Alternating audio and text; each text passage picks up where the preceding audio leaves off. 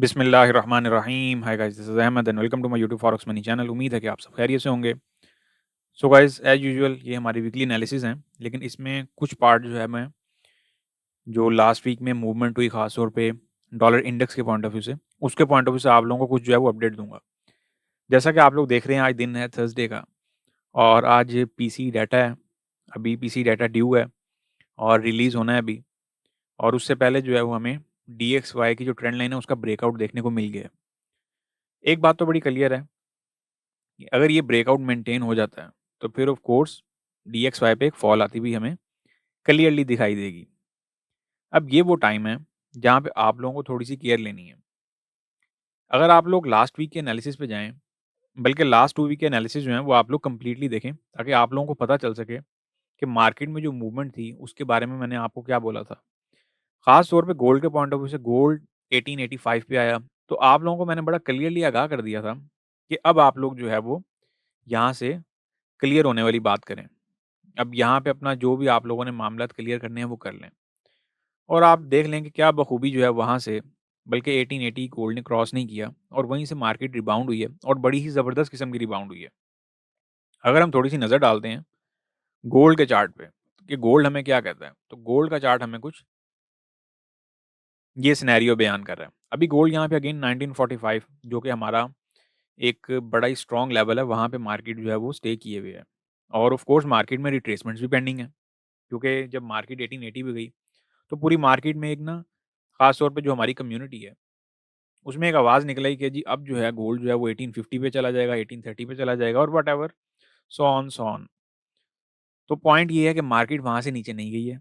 आप लोगों को अपडेट टाइम पे दे दी थी, और अपडेट देने का पर्पज़ भी यही होता है। इवन कि मैंने इस दफ़ा टेलीग्राम का जो चैनल है, वहाँ पे भी, जो हमारा फ्री चैनल है टेलीग्राम का, वहाँ पे भी आप सबको अपडेट दे दी थी कि 1880 वाले कहाँ हैं। सो यहाँ पे बात करने का सिर्फ़ और सिर्फ़ पर्पज़ ये है कि अगर आप लोग अभी भी वहीं पे स्टक हैं और 1880 की ज़िद में बैठे हुए हैं कि 1880 पे ही आके जाएगी मार्केट, तो हो सकता है मार्केट एक आपको डिप और 1880 तक दे दे। इसके अभी चांसेस बने हुए हैं। अभी ये चांसेस ओवर नहीं हुए। अब देखें, जैसे मैंने आप लोगों को लास्ट वीक में अपडेट कर दिया था कि आप लोग अपने जो मामला था यहाँ वाइंड अप करना शुरू करें। क्योंकि मार्केटों में तूफ़ान आपको बोला था और वो तूफ़ान वो ले आए हैं। लेकिन इसको थोड़ा-सा अलग वे में आना चाहिए था। अभी भी उस वे में नहीं आया जिस वे में आना चाहिए। एक चीज़, दूसरी चीज़ ये है कि बोथ साइडेड लेवल्स जो हैं वो रिमेन अपीयर हो गए हैं। तो मार्केट में इस टाइम बहुत केयरफुली काम करने वाला टाइम है। ये चूँकि अपडेट यहाँ पे भी बनी हुई थी, तो मैंने सोचा कि इसको जो है वो रिकॉर्ड कर लिया जाए, ताकि टाइमली आप लोगों के साथ जो है वो फिर शेयर कर दिया जाए। और बराए मेहरबानी ये जो एनालिसिस होते हैं ना यूट्यूब के, इनको आप लोग एज़ ए गपशप एनालिसिस लिया करें। इंस्टेड ऑफ कि आप लोग कहें कि जी ये टेक्निकल एनालिसिस हैं और ये एनालिसिस हैं। क्योंकि बहुत ज़्यादा चीज़ें आप लोगों को मैं हिंट्स में बता रहा होता हूँ। अब चीज़ें बताने का पर्पज़ ये होता है कि आप लोग साथ-साथ उस पे अमल करते जाएँ। अब ये ऐसे ही है जैसे कुछ लोग 1880 से स्टक हुए हुए हैं।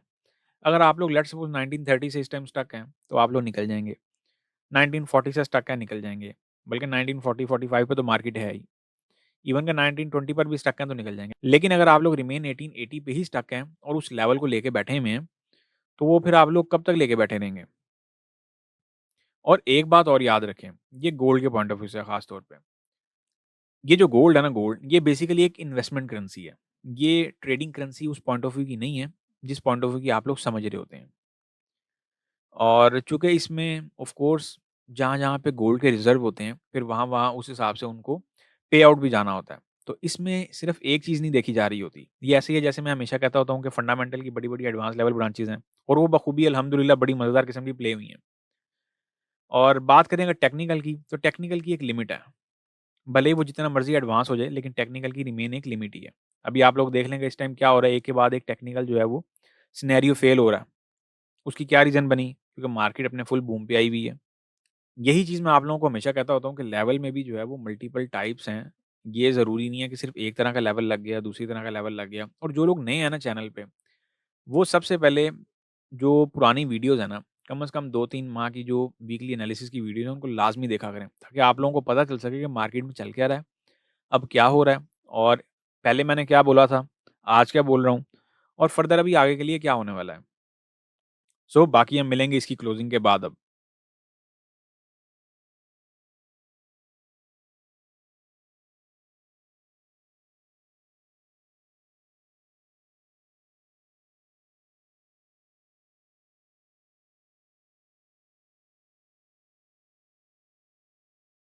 जी, तो फिर my dear traders welcome back. अच्छा जी, मार्केट जो है वो क्लोज़ हो चुकी है और अब हम देखेंगे कि हमारे पास फर्दर जो है वो क्या सिनेरियोज़ बनते हैं।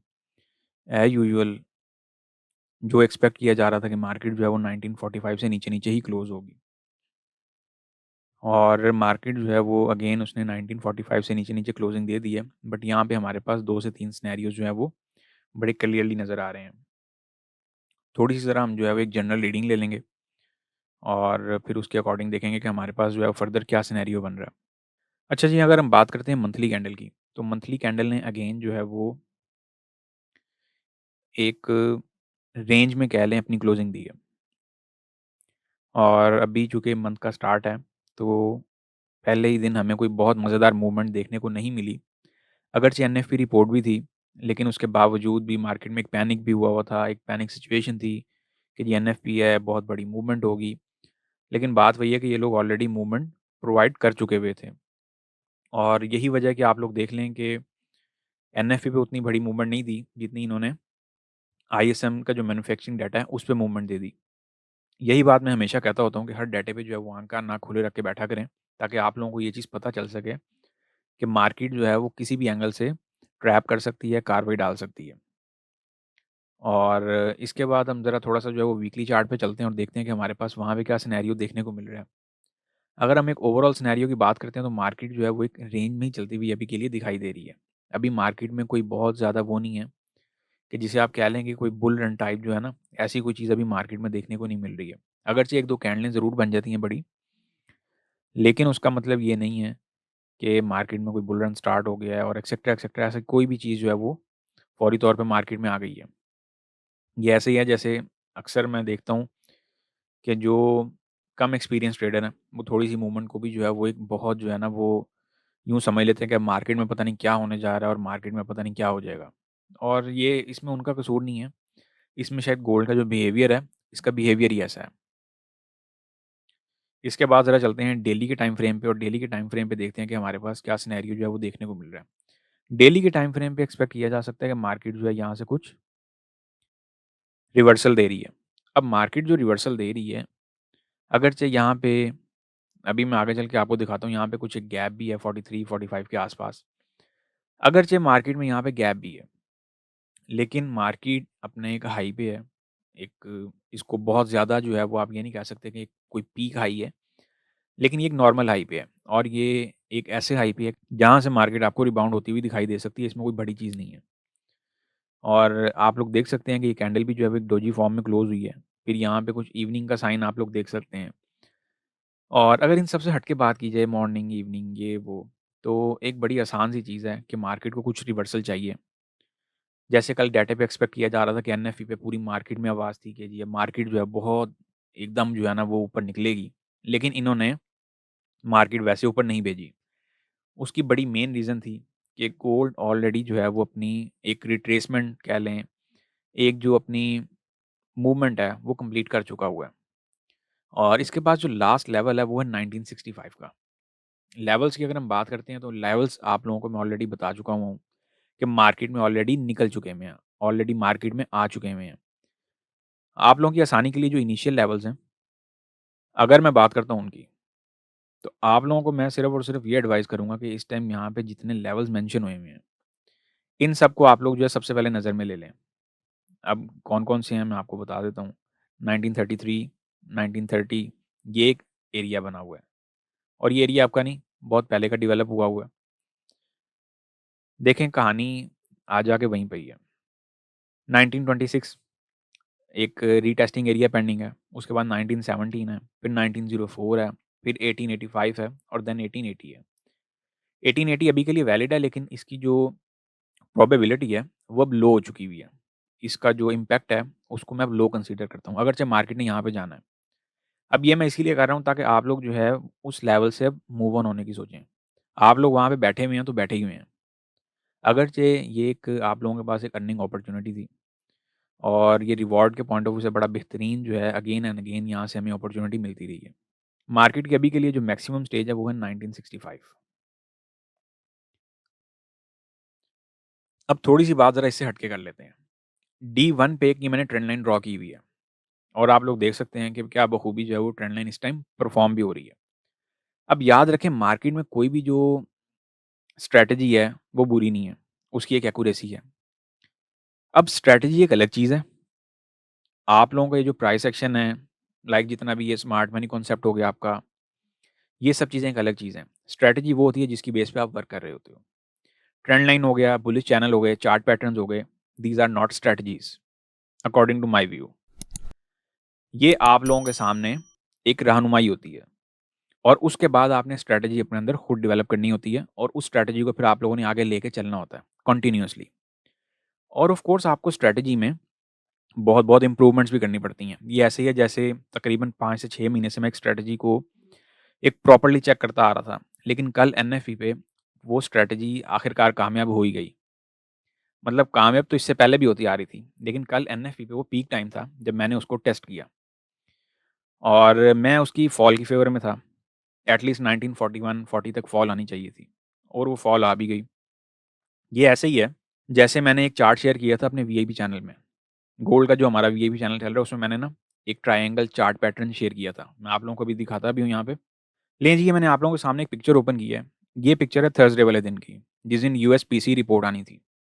ये एक ट्रायंगल पैटर्न इसने बड़ा बखूबी बनाया हुआ था और ये मैंने बड़ा क्लियरली बोला था कि इसमें जो फर्स्ट साइड मूवमेंट होती है, वो अमूमन फॉल्स होती है और जो इसकी सेकंड मूवमेंट होती है हमेशा, वो रियल मूवमेंट होती है। अब ये एक वक़्त हुआ करता था या आज भी आप लोग कह लें कि आप लोगों को जो चीज़ें पढ़ाई जा रही होती हैं, वो कुछ इस तरीके की होती हैं कि जी इसका ब्रेकआउट होगा, यहाँ रीटेस्ट देगा और फिर ये निकल जाएगी। या इसका इस साइड पे जो है वो ब्रेकआउट होगा, फिर रीटेस्ट देगी और फिर मार्केट निकल जाएगी। लेकिन ऐसा नहीं है। ये स्ट्रैटेजीज़ पुरानी हो चुकी हैं। ये फ़ॉर्मूले कह लें आप इन्हें, ये पुराने हो चुके हैं। क्योंकि ये किसी भी एंगल से स्ट्रैटेजी के फॉर्म में नहीं ये चीज़ आती। स्ट्रैटेजी एक अलग चीज़ होती है और वो आपने डेवलप करनी होती है। हमारी जो यूट्यूब कम्युनिटी है उसमें भी यही सीक्वेंस है कि जो चीज़ पढ़ा रहा है ना, वो उसी को ही अच्छा कह रहा है। वो दूसरे को बुरा कहना शुरू कर देता है। लेकिन हकीकत ये है कि हर चीज़ की कोई ना कोई एक्यूरेसी होती है और आपको उस चीज़ को समझ के चलना चाहिए। और ये सब चीज़ें बताने का पर्पज़ क्या है? ये सब चीज़ें बताने का पर्पज़ ये है कि ताकि आप लोगों को ये चीज़ें आगे भी काम आ सकें। इसको आप एजुकेशन ले लें। अच्छा जी, ये था पहला चार्ट और इसके बाद ये था थोड़ी देर बाद का चार्ट। मार्केट अपसाइड पे गई, उसने विक दी, यहाँ पे बायर्स को फँसाया और अगर आप यहाँ पे कुछ रेजिस्टेंस वाइज़ एंट्री लेते हो तो वो भी बहुत पॉसिबिलिटी थी कि वो बहुत मज़ेदार एंट्री हो। उसके बाद मार्केट आ गई डाउन साइड पे।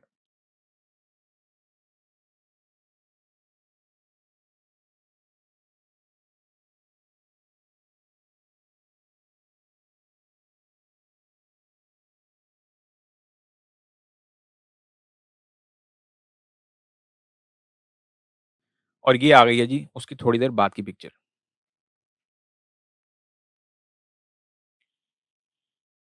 ये आप लोग ये पूरी चीज़ देख लें।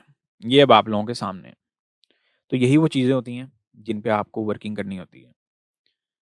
और ऑफ कोर्स वर्किंग करेंगे तो मामलात आगे चलेंगे, ऐसे कैसे मामलात चलेंगे? ऐसे फिर यही है कि एक स्ट्रैटेजी को अच्छा कहेंगे तो दूसरी को बुरा कह रहे होंगे, दूसरी को अच्छा कहेंगे तो तीसरी को बुरा कह रहे होंगे।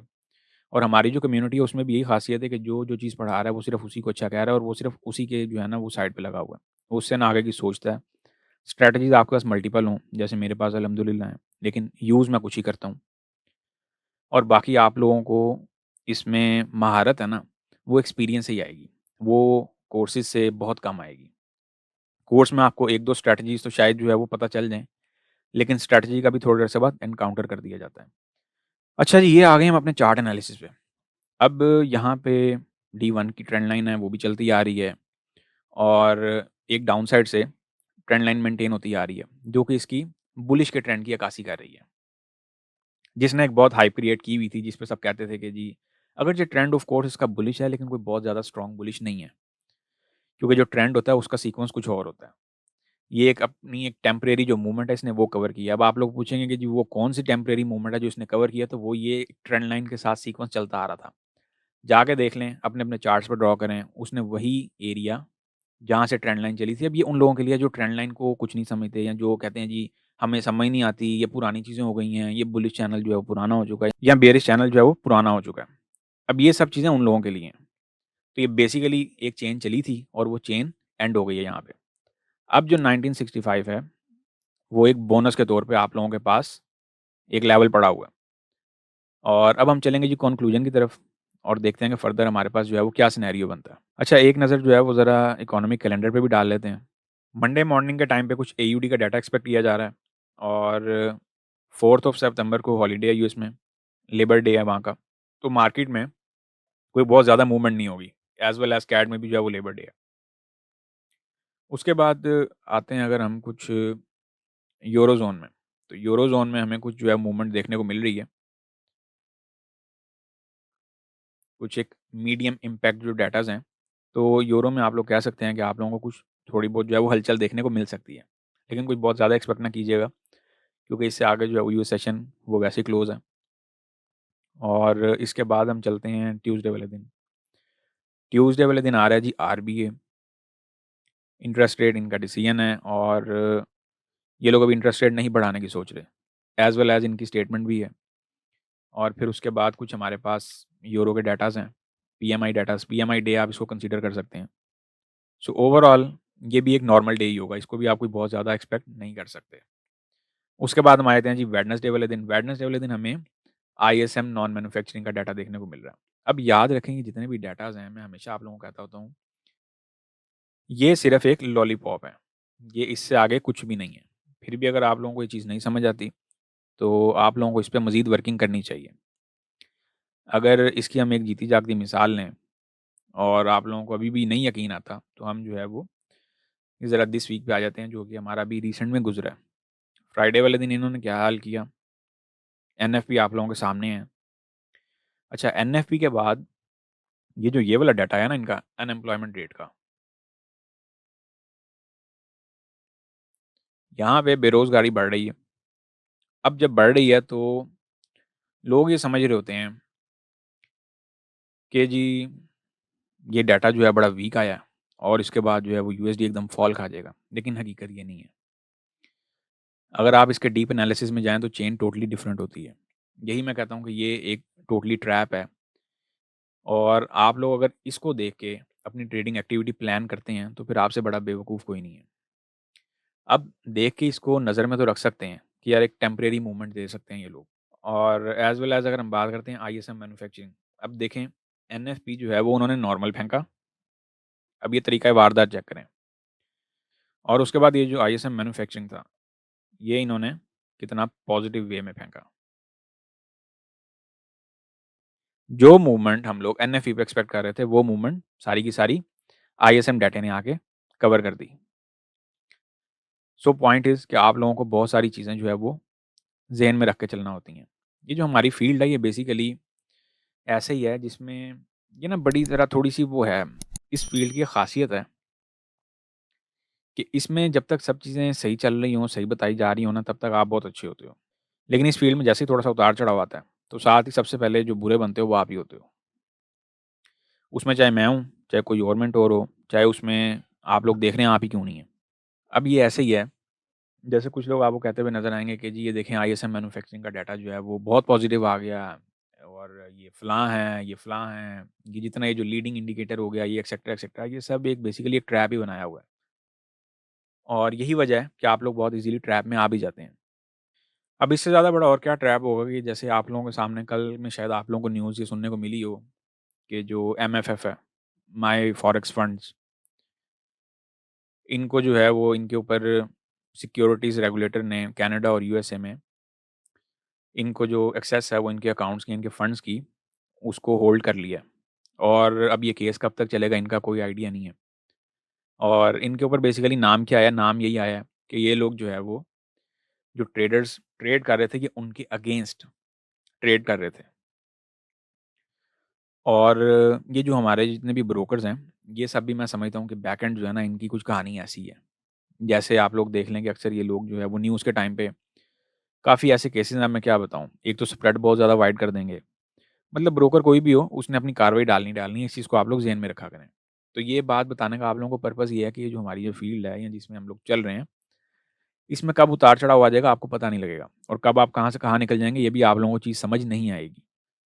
लास्ट ईयर सितंबर में हमें एक बड़े ही जो है मार्केट में ब्लड बाथ देखने को मिला था। तो इस दफ़ा हो सकता है वैसा ब्लड बाथ आप लोगों को देखने को ना मिले, लेकिन थोड़ी केयर लीजिएगा। ये मैं अब आप लोगों को मंथ के स्टार्ट में बता रहा हूँ। क्योंकि यहाँ पे इस महीने में थर्ड क्वार्टर साल का जो है वो क्लोज़ होने जा रहा है। थर्ड क्वार्टर की क्लोजिंग है। इसके बाद हम चलेंगे जी, बैंक ऑफ कनाडा की रेट स्टेटमेंट है। इन लोगों का भी इंटरेस्ट रेट डिसीजन है, as well as of course important होगा और देखना पड़ेगा कि ये लोग इंटरेस्ट रेट बढ़ा रहे हैं या नहीं बढ़ा रहे। क्योंकि ये चेन कहीं न कहीं जाके जो है, जो बेसिकली एक मुल्क जो है जिस पे चल रहा होता है, दूसरा भी उसी को फ़ॉलो करते हुए चल रहा होता है। जैसे अगर आरबीआई नहीं बढ़ा रहा इधर, तो ये लोग भी नहीं बढ़ा रहे।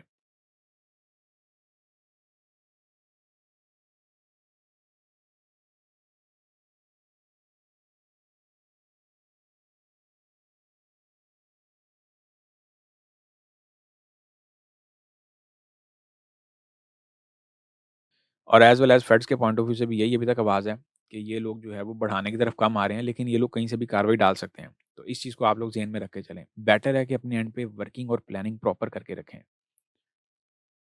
अब ये कैसे करनी है, यही आप लोगों ने इस फील्ड में रह के सबसे पहली चीज़ सीखनी होती है। इसके बाद हम आ जाते हैं जी थर्सडे वाले दिन। थर्सडे वाले दिन हमारे पास नॉर्मल डाटाज़ हैं, इनिशियल जॉबलेस क्लेम्स हैं, एज़ यूजुअल। वही अभी सारा जो है वो एक सिनेरियो चल रहा है। हाँ, नॉन फार्म प्रोडक्टिविटी, ये रिपोर्ट थोड़ी-सी इंपॉर्टेंट हो सकती है। और यूनिट लेबर कॉस्ट, ये डाटा जो हैं वो इम्पोर्टेंट हो सकते हैं और इन पे आप थोड़ी-सी नज़र रख के बैठें। अब ये इम्पोर्टेंट इस पॉइंट ऑफ व्यू से नहीं मैं कह रहा कि ये टोटली जो है वो मार्केट डिपेंड ही इन पे होके चलेगी। ये मैं इम्पोर्टेंट इस पॉइंट ऑफ व्यू से कह रहा हूँ कि टेम्परेरी जो इन्होंने एक मैनिपुलेशन करनी होती है, एक आप लोगों को बाय दिखा के सेल में ले जाना होता है या आसान अल्फाज में सज्जी दिखा के खब्बी मारनी होती है, तो उससे जो है वो ज़रा बचिएगा। और इसके बाद अगर हम चलते हैं जी फ्राइडे वाले दिन, फ्राइडे वाले दिन हमारे पास अच्छा याद रहे जेपीवाई का जीडीपी डाटा है, ये इम्पोर्टेंट होगा। बट इम्पोर्टेंट क्या होना है, जेपीवाई तो बेचारे की वैसे ही जो है वो आत्मा रुली हुई है। खैर ये भी एक इनकी बड़ी लंबी जो है वो चेन है और क्या कहते हैं, ये चेन भी एक अरसे दराज से जो है वो मेंटेन करते आ रहे हैं। अच्छा जी, फ्राइडे वाले दिन जर्मन सीपीआई है, यूरो पे इम्पैक्ट होगा डेफिनेटली और यूरो के डाटाज़ हैं, यूरोप सेशन जो है वो गर्म रहेगा फ्राइडे वाले दिन। फ्राइडे को कोशिश किया करें कि अर्ली क्लोज़ कर जाया करें, आप लोग नहीं करते हैं और उसका नतीजा ये निकलता है कि आप लोग ये सोच रहे होते हैं कि न्यूज़ आएगी तो मार्केट में बहुत तेज़ी आएगी। वो 1-2 दिन तो हो सकती है, लेकिन रोज़-रोज़ जो है वो एक जैसा सिनेरियो नहीं मिला करता। ये मैं कई दफ़ा बता चुका हूँ पहले भी और आज भी यही बता रहा हूँ। और उसके बाद एज़ यूजुअल फ्राइडे को हमारे पास कुछ बहुत ज़्यादा जो है वो इतना क्या कहते हैं हाई इम्पैक्ट इवेंट्स नहीं होंगे। लेकिन ये जो डाटाज़ हैं, इन पे ज़रा नज़र रख लीजिएगा। ये क्लोजिंग के टाइम पे थोड़ा-सा जो है वो आप लोगों को डिस्टर्ब कर सकते हैं। बाकी रह गई बात, इन लोगों ने जो तूफ़ान वगैरह फेंकना है, वो ये लोग भरपूर तरीके से अभी फेंकेंगे। अभी वो तूफ़ान इन्होंने फेंका नहीं है। अब हम चलते हैं वापस ज़रा अपने चार्ट पे और देखते हैं कि हमारे पास फर्दर जो है वो क्या सिनेरियोज़ बन रहे हैं। D1 के टाइम फ्रेम में तो मैंने आप लोगों को ऑलरेडी बता दिया, ट्रेंड लाइन लगी हुई है। इसको रिस्पेक्ट भी किया हुआ है। एज़ वेल एज़ इस ट्रेंड लाइन के पास हमें एक रेजिस्टेंस एरिया भी देखने को मिल रहा है।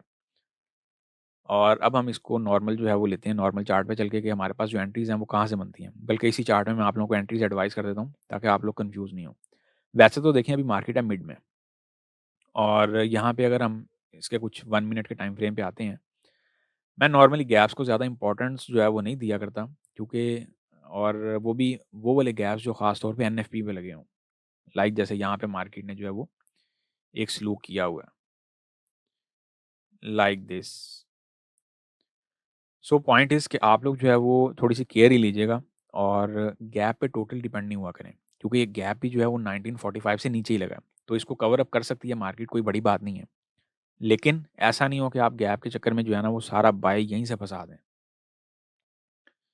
चलते हैं जी कॉन्क्लूजन की तरफ। कॉन्क्लूजन हमारे पास क्या बनता है, कॉन्क्लूजन को ज़रा देख लेते हैं। कोशिश करें कि अपकमिंग वीक में जो आपने बाय की ट्रेड अगर प्लान करनी हो, वैसे तो मार्केट अगर 1930 को ब्रेक करेगी तो फिर मार्केट सीधा जो है वो 1910 और 1900 के लेवल को अप्रोच करने जाएगी ही जाएगी। जो वीकली बेस पे मैं आप लोगों को कुछ सिनेरियो प्रोवाइड करूँगा वो कुछ इस तरीके का होगा। यहाँ पे हमारे पास ट्रेंड लाइन भी मिल रही है, यहाँ पे हमारे पास सपोर्ट भी मिल रही है और इस ट्रेंड लाइन के आसपास से कोशिश करिएगा कि आप लोग एंट्री लें। जितना आसपास से एंट्री लेंगे उतना आप लोगों के लिए बेटर रहेगा। एसएल आप लोगों को कम पड़ेगा, वरना फिर इसमें एडिशन लॉट जो है उसका सीक्वेंस बना लीजिएगा। और अगर इस ट्रेंड लाइन के आसपास से कुछ आप एंट्री लेंगे, तो आपका जो एसएल है वो तकरीबन 1926 टू 27 का आएगा। और जैसे ही ये ट्रेंड लाइन का ब्रेकआउट हो तो आप लोगों ने फौरी तौर पे निकल जाना है मार्केट से। बैठे नहीं रहना और अगर मैक्सिमम हो तो सिर्फ़ आपके पास ये एसएल है। कोई इससे ज़्यादा बहुत लंबी चौड़ी कहानी नहीं डालनी है। ये एसएल कितने का आ रहा है, ज़रा एसएल भी देख लेते हैं, तकरीबन 40 पिप्स का आ रहा है। और ये जो आपकी ट्रेड बनेगी ये बनेगी तकरीबन 1:4 की ट्रेड, 4 to 5 की। तो इसको जो है वो आप फिर कुछ इस तरीके की 1950-52 तक का टीपी इसका जो है वो रख के चल सकते हैं। ये हो गई हमारे पास बाय की ट्रेड। अब हम ज़रा इसमें सेल का पॉइंट ऑफ व्यू भी देख लेते हैं कि सेल का पॉइंट ऑफ व्यू क्या है। बेसिकली मार्केट अगेन ना एक रेंज में आती हुई दिखाई दे रही है और इसका बेसिकली अभी के लिए इस रेंज से बाहर निकलना बहुत ज़रूरी है। अब याद रखिएगा कि एनएफपी है, एनएफपी का डाटा लोड हुआ है और उस डाटे पे ये गैप है। ये पूरा होने को मंडे को ही हो जाए, ना होने को ये हफ्ता भी ले सकता है, ना होने को ये महीना भी ले सकता है। तो इस चीज़ को भी हमेशा के लिए ज़हन में रखना है। ये इन फ्यूचर आप लोगों के काम आएगी ये चीज़।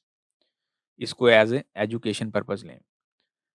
अच्छा जी, इसके बाद जो सेल का पॉइंट ऑफ व्यू है ज़रा वो भी सुन लें। बाकी जो इसका फ़ॉलोअप है वो आप लोगों को साथ-साथ इंट्राडे बेसिस पर ही लेना पड़ेगा। और जो लोग वीआईपी चैनल जॉइन करना चाह रहे हो गोल्ड का या करेंसीज़ का, वो मुझे टेलीग्राम पे अप्रोच कर सकते हैं। वो अलग बात है, अगरचे मैं कह-कह के थक गया हूँ कि वहाँ पे सिर्फ वही लोग मैसेज किया करें, जो या तो वीआईपी चैनल का हिस्सा हो या उससे रेलेवेंट सर्विस होनी चाहिए हो। बट फिर भी वहाँ पे आके भी जो है ना वो आप लोग ट्रेड ही माँग रहे होते हैं, अब क्या करे बंदा। दे दो तब बुरे, ना दो तब बुरे। दे दो उसका एसएल हिट हो जाए तो सर आपने दी थी, ये हो गया, वो हो गया। ना दो तब भी बुरे, सर आप पोज़ीशन नहीं बता रहे, आप ये नहीं बता रहे। खैर क्या कह सकते हैं। अच्छा जी, सेल के पॉइंट ऑफ व्यू से मैं आप लोगों को सिर्फ़ और सिर्फ़ ये ट्रेड असाइन करूँगा।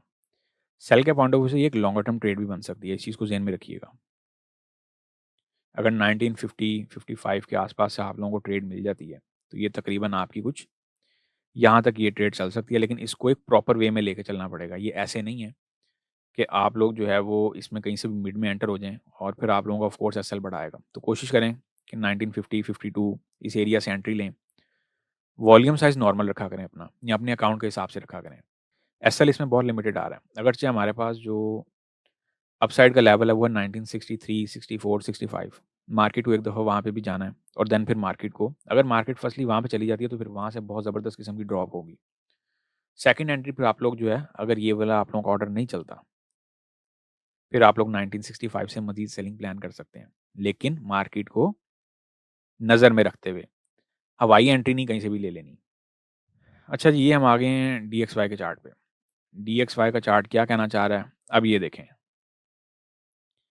मार्केट यहाँ पे ट्रेंड लाइन के साथ भी खेल गई, सपोर्ट का टेस्ट भी कर गई। अब ये लेवल आप लोगों को इन एडवांस लगा के दिए हुए हैं। कोई भी चीज़ यहाँ पे न्यू नहीं है। अगर मार्केट इस रेजिस्टेंस को सरपास करेगी, ब्रेक करेगी तो फिर नेक्स्ट टारगेट डीएक्सवाई का यही बनेगा। और अगर मार्केट अगेन इससे नीचे-नीचे आके स्टे करना शुरू करती है, देन आप लोग इस पे कुछ फॉल का सोच सकते हैं। और उस मद में ही गोल्ड अपसाइड पे जाएगा, अदरवाइज़ गोल्ड पे बड़ी गंदी फॉल आ सकती है। ये थे जी हमारे वीकेंड एनालिसिस, इनफैक्ट वीकेंड गपशप एनालिसिस। उम्मीद है कि आप लोगों को बहुत बेहतर तरीके से बहुत ज़्यादा चीज़ें जो है वो समझा पाया हूँगा। अब हमारी मुलाकात होगी जी नेक्स्ट वीडियो में, तब तक के लिए अपना ख्याल रखें, दुआओं में याद रखें। मुझे दें इजाज़त, अल्लाह हाफ़िज़।